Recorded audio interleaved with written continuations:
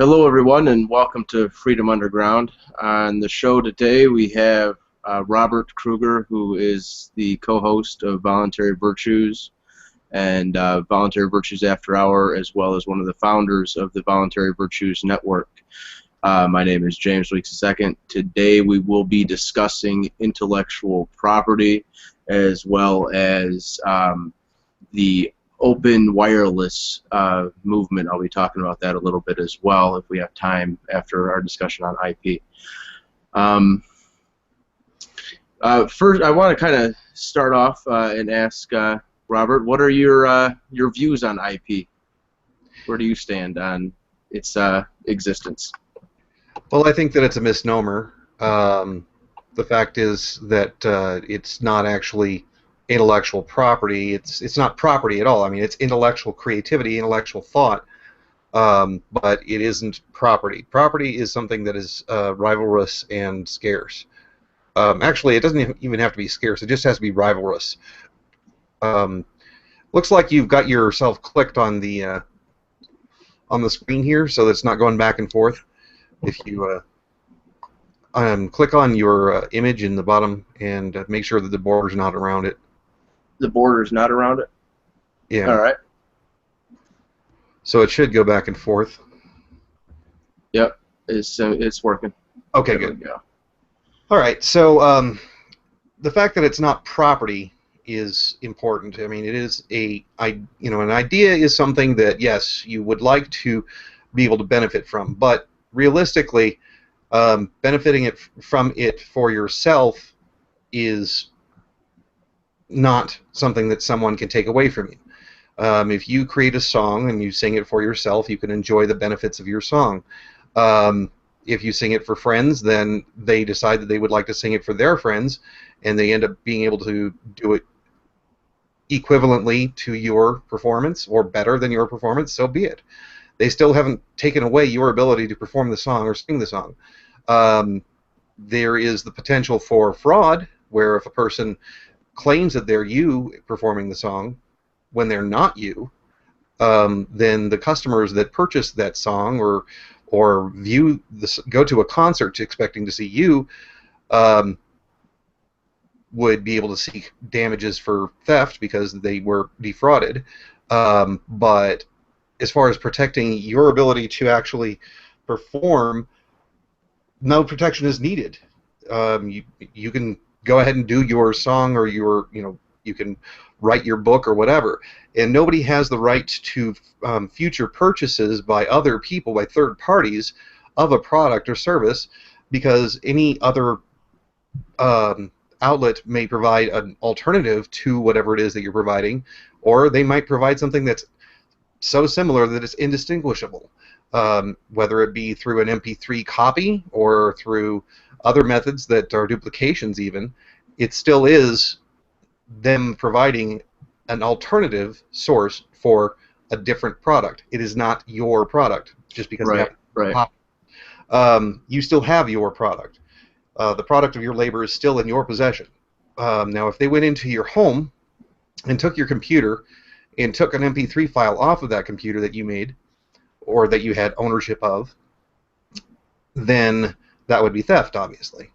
Right. And if you had not shared that MP3 with anyone and they distributed that MP3, then you would also have a claim for maybe some sort of property abuse that, Well, they would have had to have violated your property by going into your computer without your consent, either by hacking in or breaking into your house to have access to your computer in order to get that MP3 that you hadn't released. So that would be where the property violation would have came in, is because they took it from your computer without your consent. So the computer was owned by you, and they would have gained access to that. Now, I don't know. I'm a musician. I don't know if any of the audience knows about this. I actually have a number of musical projects. I'm a vocalist for both a heavy metal band as well as I'm a hip hop MC. My bands are MOG, M-O-G, that's Man Over Government, or Monkeys, Orangutans, the Gorillas. Michelle Obama's Gash, it stands for a number of things. And my hip-hop group is Bloodborne Enemies.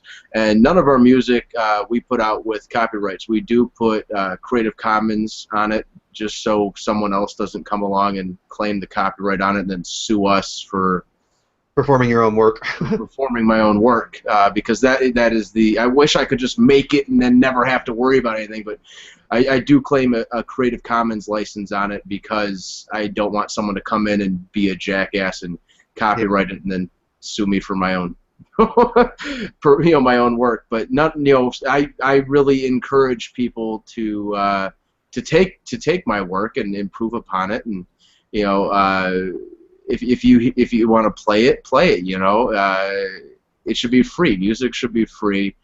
Information is not something that needs to be monopolized. The reason why I brought this up today with the IP thing is I read something online that had a quote from two different libertarians. Well, one of them's a so-called libertarian. You had Ayn Rand, the so-called libertarian, who said, patents and copyrights are the legal implementation of the base of all property rights, a man's right to the product of his mind. I disagree that the idea is the product of the mind. The idea is not the product. It's nothing. And it's an idea. If I think something if I think this glass is clear, and someone else thinks this glass is clear, they didn't steal from me. They didn't steal that idea from me. They observed it for themselves and came up with their own idea. But Benjamin Tucker said the patent monopoly consists in protecting inventors against competition for a period long enough to extort from the people or award enormously in excess of the labor measures for their services. And so those are the quotes. I kind of saw an image online that kind of made me decide to talk about IP a little bit today and my personal thoughts on it. Well, the thing that's really a critical point about IP is that, first of all, there are things. I would disagree with you that the idea is it is quote unquote a property of the mind. It is a creation of the mind. It is the labor or the result of your mind. However, a lot of it actually is a discovery of the universe, a discovery of what exists out there, or what potential exists within our universe. Right. It's observation, not a creation.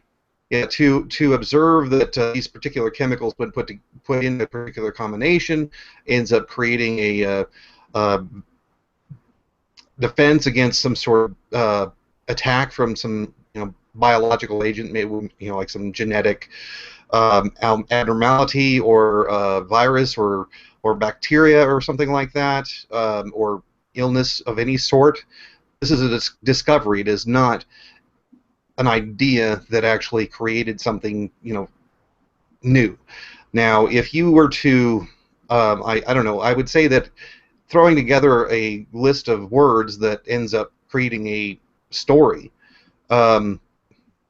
technically, I guess you are kind of like discovering it, because if you were to put every single word in the English language, over and over and over again until eventually you would have that book already written in the lexicon. There's that theory of the monkeys banging on the keyboard, and after so long, they will have typed out of all the possum random combinations of them hitting the buttons. The theory is that they will have eventually recreated a work of William Shakespeare without even trying, just by banging on the keyboards. Yeah, I don't know if you would actually get that from monkeys, because you'd probably have some tendency to hit specific keystrokes. But the idea is sound. If you just created a random computer generated, that would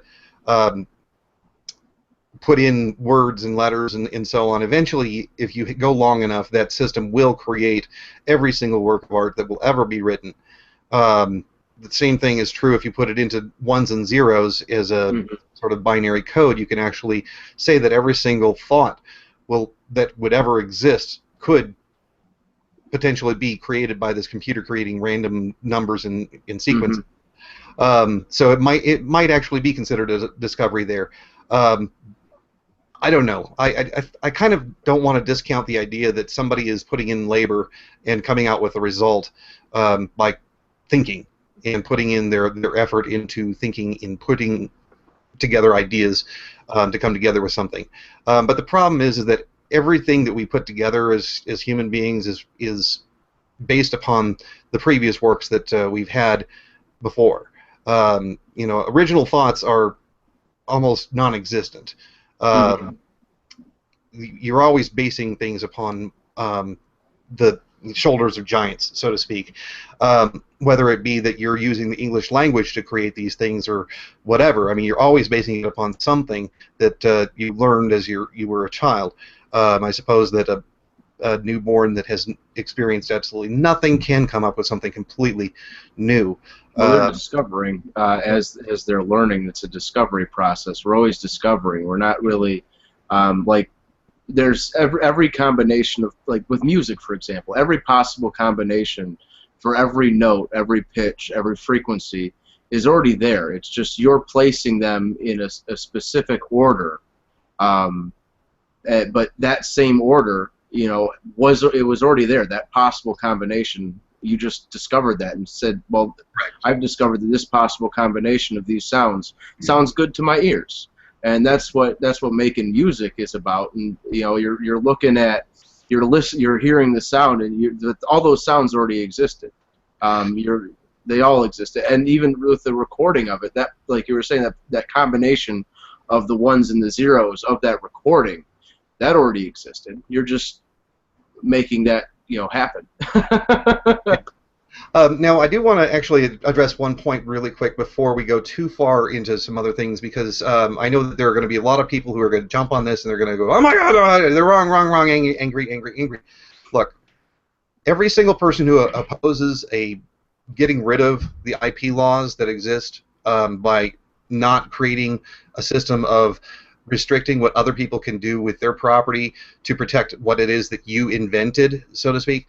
The whole reason why they do this, the whole reason why they're against it, is because they're afraid of the financial repercussions for the creators, the intellect, the people who are coming up with these ideas, and they believe that if there is no financial incentive for these people to come up with these ideas, that we will see less and less of them, that we will have starving artists, that we will have people just not creating. So that's backwards thinking, and you need to stop that thinking. If you're coming from that perspective, anyone that's listening, stop it.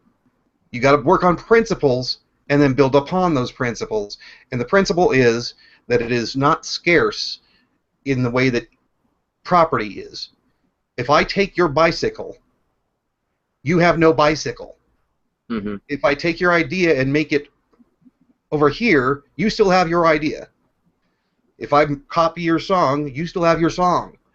Yeah. If I copied your bike with a let's say I create a replicator from Star Trek, and I can copy anything that you come up with as far as widgets or physical objects, and I can instantly recreate it, then I'm not denying you whatever it was that you had by duplicating it. Right. So it's not rivalrous. I'm not stealing it from you. Stealing requires that you no longer have it. Now, as far as like the payment for intellectual pursuits, for creativity, things of this nature, the fact is that there's already been systems that have done this before that did not require patent protection, that didn't require a monopoly on a idea for a certain period of time. It was the patron system, where someone was a very creative person, like Michelangelo, and then he would have a patron or two or three who would fund him so that he could go ahead and pursue his creative thoughts and produce great works of art. Now, he's not going to be super mega rich on it, yeah, but he's definitely going to make money. Money certainly enough to handle his needs, and actually, he was certainly pretty wealthy, actually. But the modern era that we are in right now has produced new technologies like the Patreon system and there's a website called Twitch.tv. And through both of these services, you can subscribe to artists that are performing the things that you want to see. For example, on Twitch TV, there are people who are playing video games and commenting on video games that people are playing, and you get an interaction with your audience. And if you actually produce something that people enjoy and want to see, they're willing to pay for it.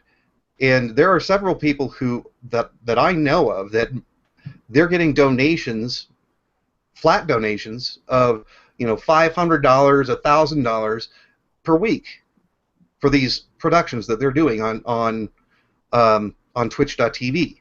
Some of them have hundreds of subscribers, and those subscribers are paying $4.95 a month. They're not getting all of that $4.95. Twitch gets some of it, but they're certainly getting a handsome share, and they're making good money. I mean, it's not like as if you can't make good money by having your products be paid for in advance on the assumption that you're going to create good material, or on a continuing basis as a patron would do. So the technologies that we have now make it a lot easier. And the other thing is that because we've had this monopoly system of intellectual property rights imposed upon us by government for ages and ages and ages, probably 500 years. A lot of people have become dependent on it. Well, they've become dependent on it, but not only that, they've become dependent on it in their mindset about how to pay for things that are of this nature. They haven't come up with creative alternative solutions for how to fund these systems. So with music, I mean, with music alone, I don't have copyrights. I have the Creative Commons license, but I have my music out there for free. People still pay my band to come perform. People still pay me to come perform. People still buy copies of the music. It's not like you can't still sell your product without a copyright. You don't need to have a copyright in order to sell the product. If people want to have the product, they're going to still pay you for it. All you're doing is limiting the ability of someone to build upon your work, or to even do a cover of it.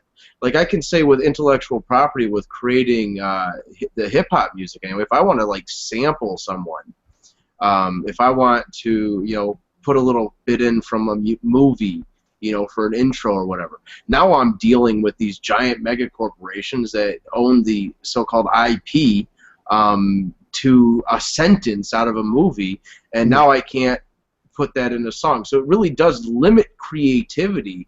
It doesn't really foster creativity at all. It limits your ability to create and make works that people will enjoy. It limits innovation. It limits innovation. It keeps us from being able to by keeping us from being able to build upon previous works. We can't build better works. Yes. And IP has really cost our society quite a bit. Like, I'm still mad that I'm using an internal combustion engine. We're not able to build technologies, and when the technologies are built that are out there that can do stuff, some big company buys the patent to it and squashes it from existence. So you don't have these inventors anymore coming up with awesome improvements to society by building upon other people's work. Yes, and it's absolutely ridiculous how, let's say, for example, a drug manufacturer, they'll come up with some new drug. Let's say it's a drug that stops heartburn, and they come out with this drug that you take it and it kicks into effect, let's say 30 minutes later, and lasts for 12 hours. Well, that's because it's got a certain amount of filler in it, and that they specifically design it so that it's got a certain amount of filler in it, and then they can re-release the same drug as soon as the patent is going to run out with a little less filler, so that it becomes more effective, and it actually kick into effect in 20 minutes or 25 minutes and will last for 16 hours.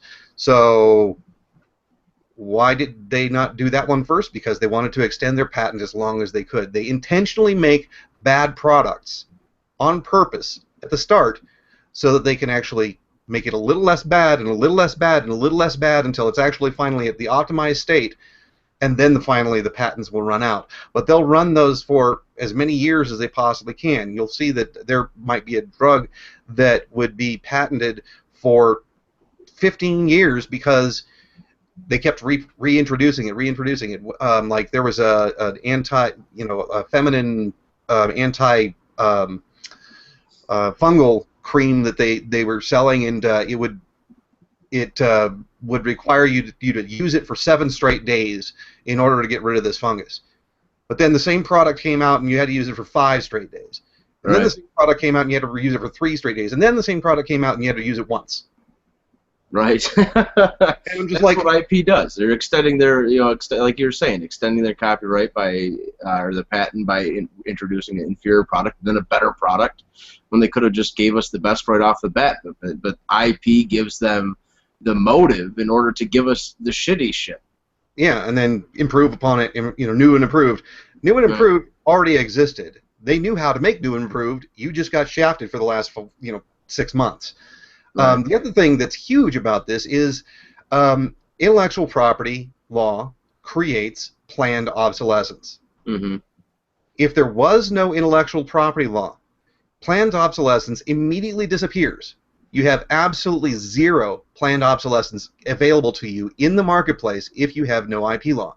Because what happens if an iPhone comes out and it has a 16-month automatic planned-in obsolescence where it will go bad at 16 months? The J phone comes out and it's identical to the iPhone and it has durability, longevity of 4 years. They're identical.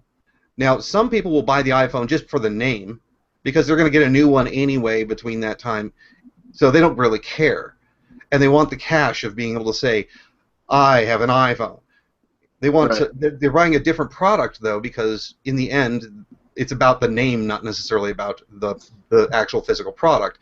But the bottom line is, if planned obsolescence though really hits you harder in like vehicles than the iPhones. I think the vehicle planned obsolescence would be. I mean, if you look at how they do it with vehicles, I think that would really drive the point home even more. When they're making vehicles that you could drive for 20, 30, 50 years, and they're going bad in 5. Right after the warranty's out, boom, the car starts breaking down on you.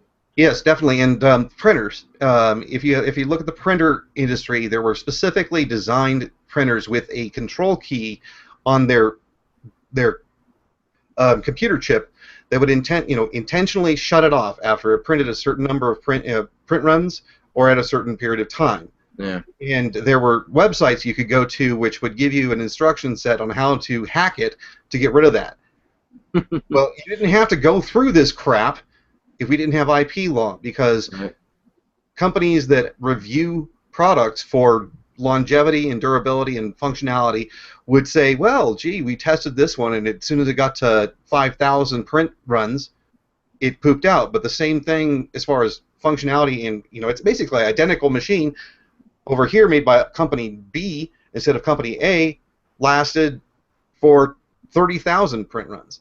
So this IP problem that they're all the people that I find that you deal with who are against the getting rid of IP law, they're always barking about the problems of planned obsolescence, though.